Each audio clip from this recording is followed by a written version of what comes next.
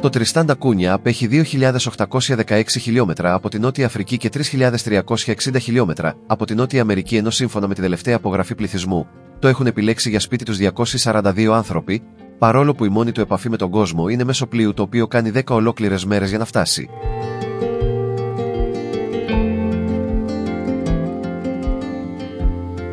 Ας πάρουμε όμως τα πράγματα από την αρχή. Όταν μιλάμε για το Τριστάν ντα Κούνια, μιλάμε στην ουσία για το μοναδικό κατοικημένο νησί του Βρετανικού υπερπόντιου εδάφους της Αγίας Ελένης. Σε αυτό ανήκουν επίσης η απρόσιτη νήσος, τα νησιά του Αηδονιού, αλλά και η νήσος Γκάφ, που απέχει 395 χιλιόμετρα νοτιοανατολικά της κύριας νήσου. Κανένα από αυτά τα τρία νησιά όμως δεν κατοικείται. Η ιστορία του ξεχωριστού αυτού μέρους ξεκινά το 1506, όταν τα πρώτο αντίκρισε ο Πορτογάλος θαλασσοπόρος Τριστάν ντα Κούνια, ο οποίος όμως δεν αποβιβάστηκε σε κανένα από τα νησιά λόγω κακοκαιρίας και αρκέστηκε μόνο στο να δώσει το όνομά του στο μεγαλύτερο από αυτά. Για πρώτη φορά το αρχιπέλαγος εξερευνήθηκε το 1767 από τη γαλλική φρεγάτα Αρντουμπέργκαρ, ενώ στις 14 Αυγούστου του 1816 το Ηνωμένο Βασίλειο προσάρτησε επισήμως τα νησιά, κυβερνώντας τα από την απικία του ακροτηρίου στη Νότια Αφρική.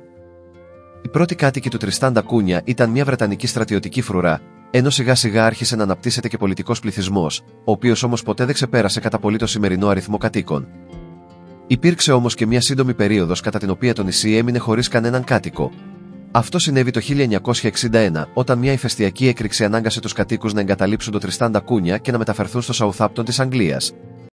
2 χρόνια αργότερα όμως, και αφού είχε διαπιστωθεί πως το νησί δεν φέρει τελικά μεγάλες ζημιές, οι περισσότερες οικογένειες επέστρεψαν στα σπίτια τους.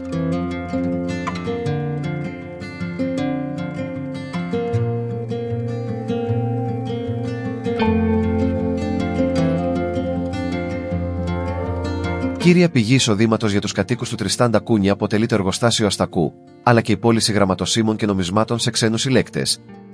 Η τηλεόραση στο νησί έφτασε μόλις το 2001, όμως ένα από τα μεγαλύτερα προβλήματα που αντιμετωπίζουν οι κατοικοί του είναι η ανέβρεση συζύγου.